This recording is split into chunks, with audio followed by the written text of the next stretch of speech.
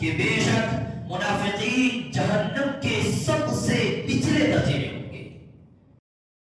اگر ہمارے دلوں کے اندر خیانت ہے، امانت داری کا باس و لحاظ نہیں کرتے، تو ایسا انسان کبھی مکمل ایمان والا نہیں ہو سکتا۔ سب سے بڑی خیانت امت کے ساتھ خیانت ہے۔ آپ صلی اللہ علیہ وسلم کبھی امانت میں خیانت نہیں کرتے تھے۔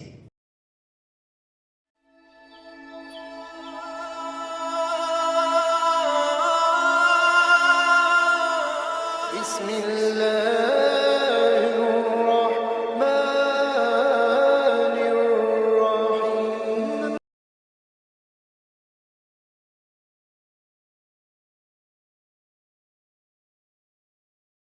وَمَن يَغْلُلْ يَأْتِ بِمَا غَلَّ يَوْمَ الْقِيَامَةِ، اور جو شخص خیانت کرے گا وہ قیامت کے دن اپنی خیانت کردہ چیز کو لے کر حاضر ہوگا۔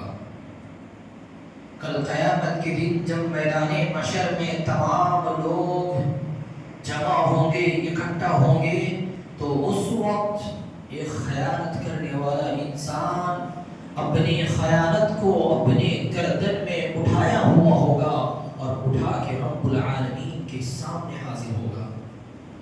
دوسری جگہ نبی کریم صلی اللہ علیہ وسلم نے منافقین کے بارے میں کہا، آیت المنافق ثلاث اذا حدث کذب واذا وعد اخلف واذا اؤتمن خان۔ اللہ کے نبی صلی اللہ علیہ وسلم نے فرمایا کہ منافق کی تین نشانیاں ہیں۔ منافقین کی تین نشانیاں ہیں۔ سب سے پہلی چیز اذا حدث کذب، جب بات کرتا ہے تو جھوٹ بولتا ہے۔ وَإِذَا وَعَدَ أَخْلَفَ، جب وعدہ کرتا ہے تو وعدہ خلافی کرتا ہے۔ تیسری چیز وَإِذَا اؤْتُمِنَ خَانَ، جب اس پر امانت رکھی جاتی ہے، امین بنایا جاتا ہے تو اس میں خیانت کرتا ہے۔ تیسری چیز جو ہماری موضوع کے تعلق سے ہے، کہا وَإِذَا اؤْتُمِنَ خَانَ، جب امانت رکھی جاتی ہے تو خیانت کرتا ہے۔ ذرا تصور کرو، جس کے پاس امانت، یہ تصور مت کرو کہ صرف مال رکھنا ہی، کسی کا مال اپنے پاس رکھنا امانت ہے، نہیں۔ آپ کے اولاد آپ کے پاس امانت ہے، آپ کا مال آپ کے پاس امانت ہے، آپ کی بیوی آپ کے پاس امانت ہے۔ اگر آپ کسی شہر کے، کسی قریے کے، کسی گاؤں کے ذمہ دار ہیں تو آپ پوری گاؤں کے امانت دار ہیں، اور اسی امانت کے بارے میں رب العالمین کل قیامت کے دن آپ سے پوچھنے والا ہے۔ اگر ذرہ برابر بھی خیانت کی ہوگی تو ایسا انسان منافقین کی لسٹ میں آتا ہے، اور ایسے منافقین کے بارے میں رب العالمین نے قرآن مجید کے اندر کہا، ان المنافقین فی الدرک الاسفل من النار ولن تجد لهم نصیرا۔ رب العالمین نے قرآن مجید کے اندر کہا کہ بے شک منافقین جہنم کے سب سے نچلے درجے میں ہوں گے۔ رب العالمین منافقین اڑا لے گا۔ اللہ کے نبی صلی اللہ علیہ وسلم کو جتنا خوف، جتنا ڈر کسی کافر و مشرکین سے نہیں تھا، اتنا ڈر منافقین سے تھا۔ اسی لیے تو کہا کہ ایک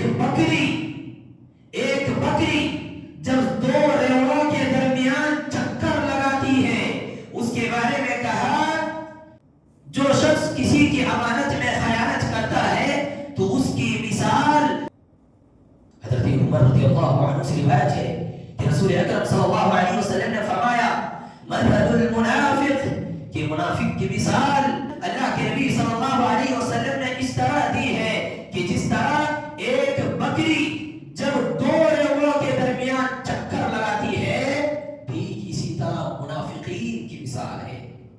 منافقین ایک جگہ پر نہیں ٹکتا، کبھی ادھر کبھی ادھر، صرف لوگوں کو بھڑکانا، چنگاری لگانا، فتنہ مچانا، یہی تو منافقین تھے جو عائشہ رضی اللہ عنہا کے پاک دامنی پر الزام لگایا تھا۔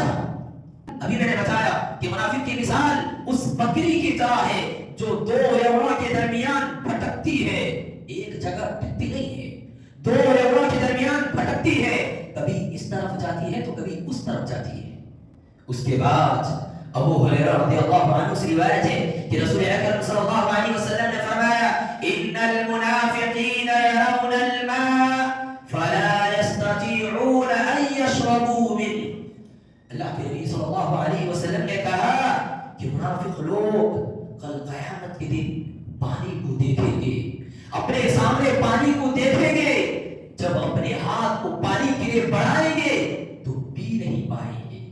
ویسے ہی مثال منافقین کی ہے، ایک مثال سے سمجھ لیجئے، دھوپ میں، شدید دھوپ کے اندر جب ہم سواری کر رہے ہوتے ہیں، کار میں سواری کر رہے ہوتے ہیں، ہمارے سامنے روڈ پر پانی نظر آتا ہے کہ نہیں؟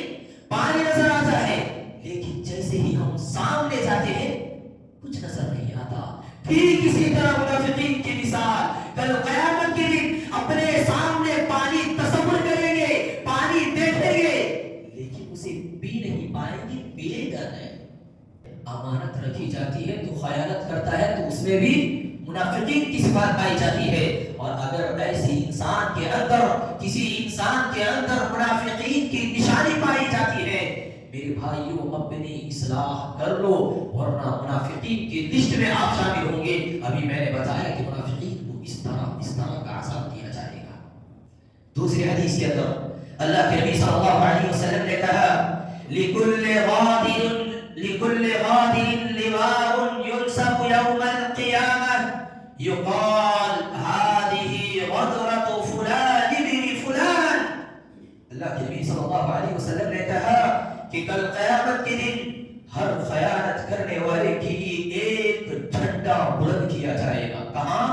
میدان محشر میں جھنڈا بلندی پر لہرا رہا ہوگا، اور کہا جائے گا یہ وہ شخص کا جھنڈا ہے جس نے دنیا میں خیانت کیا ہوا تھا، اور آپ کا پردہ فاش ہو جائے گا۔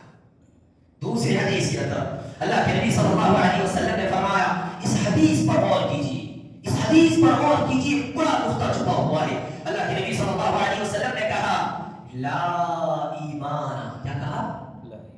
لا ایمان، ایسے انسان کا ایمان نہیں ہے۔ کون سا انسان؟ لمن لا امانۃ لہ، جس نے امانت پر خیانت کیا ہے، ولا دین لمن لا عہد لہ، جو شخص امانت دار نہیں پکڑتا، خیانت کرتا ہے، تو اس کا ایمان مکمل نہیں ہے۔ اور جو شخص وعدے کا پکا نہیں، اس کا کوئی دین نہیں۔ ذرا تصور کرو، ہم نماز پڑھ رہے ہیں، روزہ رکھ رہے ہیں، صدقہ و خیرات کر رہے ہیں، دعا و مناجات کر رہے ہیں، نہ جانے لوگوں کے غریبوں کی مدد کر رہے ہیں، ہر چیز ہماری زندگیوں میں نیک اعمال ہے۔ اگر ہمارے دلوں کے اندر خیانت ہے، امانت داری کا باس و لحاظ نہیں کرتے، تو ایسا انسان کبھی مکمل ایمان والا نہیں ہو سکتا۔ اس کے بعد اللہ کے نبی صلی اللہ علیہ وسلم نے کہا ان الغرور عار ونار وشنار علی اصحابہ۔ اللہ کے نبی صلی اللہ علیہ وسلم نے کہا کہ جو انسان امانت میں خیانت کرنے والا ہے، جو انسان امانت میں خیانت کرتا ہے، قیامت کے دن اس کے لیے شرمندگی ہوگی۔ کس چیز کی شرمندگی ہوگی؟ اللہ کے نبی نے کہا ونار، ایسی انسان کے لیے آگ کا عذاب ہوگا۔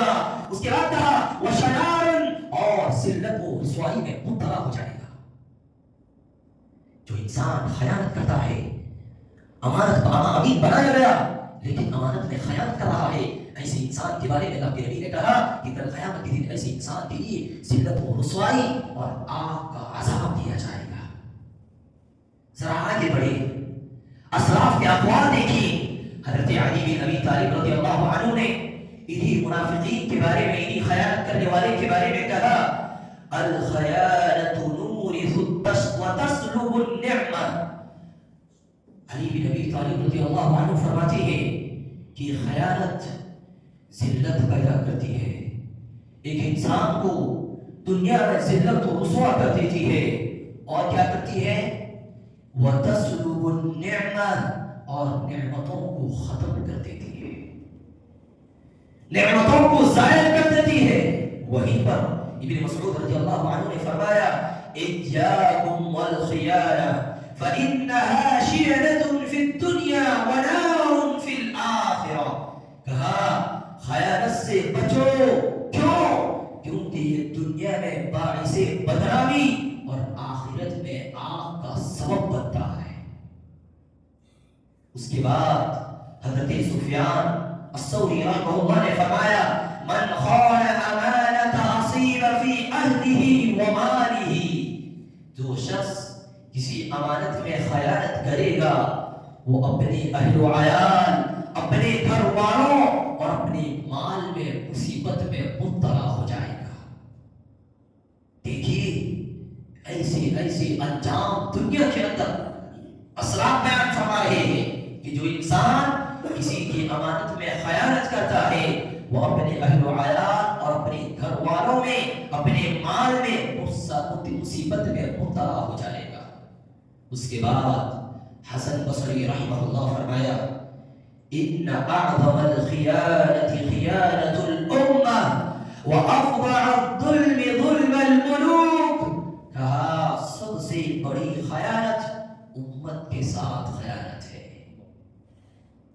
مال کے ساتھ تو خیانت ہے، ابھی میں نے بتایا کہ امت کی ذمہ دار اگر ہے تو امت کا اگر خیانت کرتے ہو تو سب سے بڑی خیانت یہی ہے کہ آپ امت کے ساتھ خیانت کر رہے ہو۔ جو بادشاہ تو ہے لیکن اپنی رعایا پر ظلم کرتا ہے، یہ ایسا انسان بھی خیانت کی لسٹ میں آتا ہے، اور جو انسان خیانت کرتا ہے وہ کس کی لسٹ میں جاتا ہے؟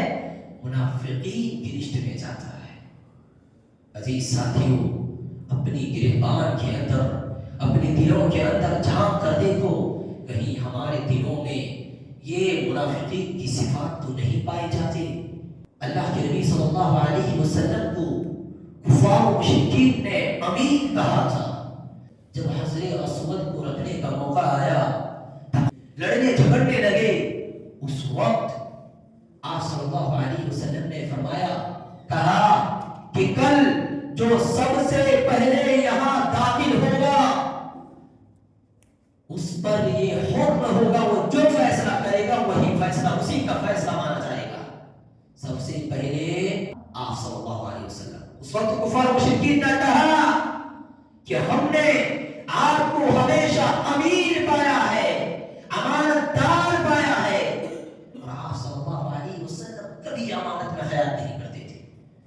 جب آپ صلی اللہ علیہ وسلم ہجرت کر کے روانہ ہوئے، مکہ کو چھوڑ کر جا رہے تھے، اس وقت بھی اللہ کے نبی صلی اللہ علیہ وسلم کے پاس مشرکوں، کفار و مشرکین کی امانت رکھی ہوئی تھی، مشرکین کے امین آپ بنے ہوئے تھے، ان کی امانت آپ صلی اللہ علیہ وسلم کے پاس رکھی ہوئی تھی۔